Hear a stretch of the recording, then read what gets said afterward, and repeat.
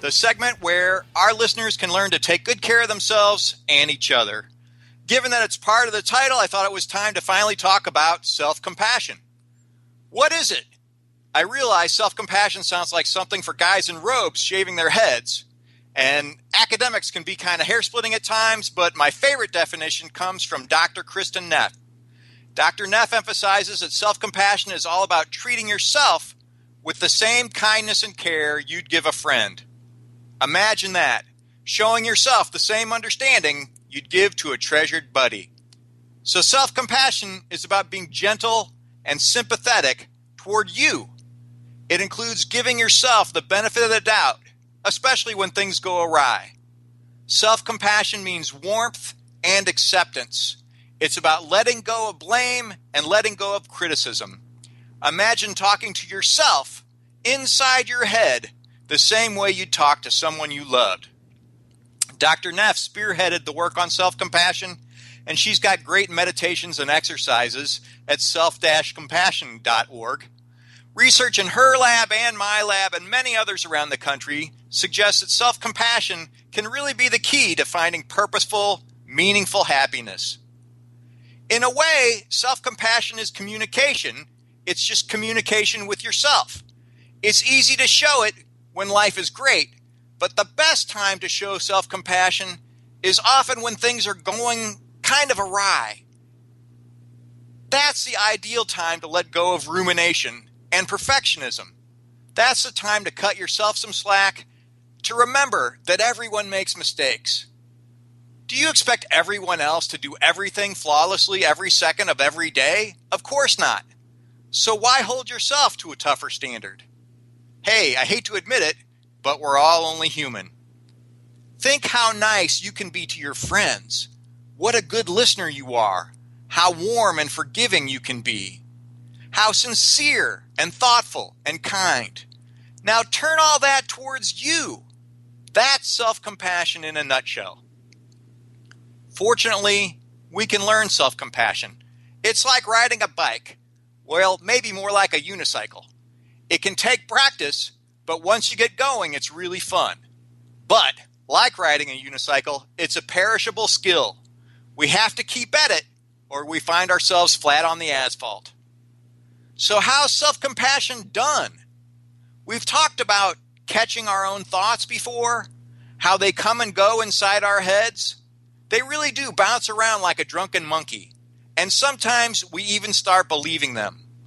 But there are moments when we recognize thoughts for what they are, moments when we say, "There's my mind doing its thing again."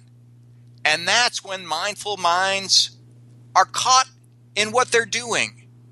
And as soon as you can interrupt, that's a great first step. Once we recognize our thoughts for what they are, we're on our way. What are those thoughts chattering about anyway? Odds are high they can be pretty negative.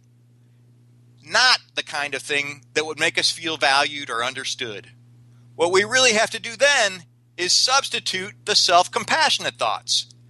It's a simple idea, but it's not easy. At first, it might not even be particularly convincing. But each time we do it, we're going to get better and better. We're going to make a better case for self-compassion. I had one relevant example recently. I bet you can relate. It involved hitting reply all. Nothing good ever came from hitting reply all. You guessed it. The troublesome email that I intended to send to one colleague went right to a bunch, including the wrong person. This one really made my mind go crazy.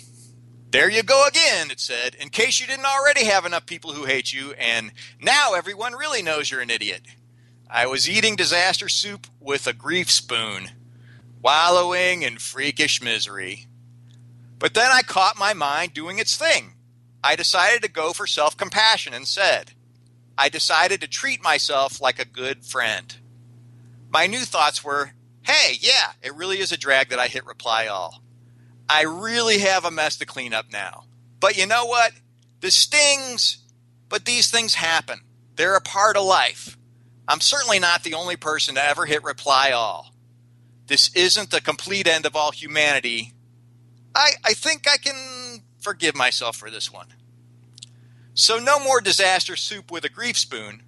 I still had a little pile of trouble in a bowl of hassle, but I could choke it down. It didn't turn stress into fun, but self-compassion made what looked like a huge problem into something I could manage. Then I got to move along to bigger and better things. So catch your mind when it's mean. Make a friend of yourself. Show yourself that self-compassion. You'll be glad you did. I'm Dr. Mitch Earleywine. My effusive thanks to producer extraordinaire Brosco and our guest Rick Cusick of High Times. Thanks so much for joining us on Burning Issues. Follow your heart and let the data be your guide. The opinions expressed on this Cannabis Radio Network program are those of the guests and hosts and do not necessarily reflect those of the staff or management of Cannabis Radio Network. Any rebroadcast or retransmission without proper consent of the Cannabis Radio Network is prohibited.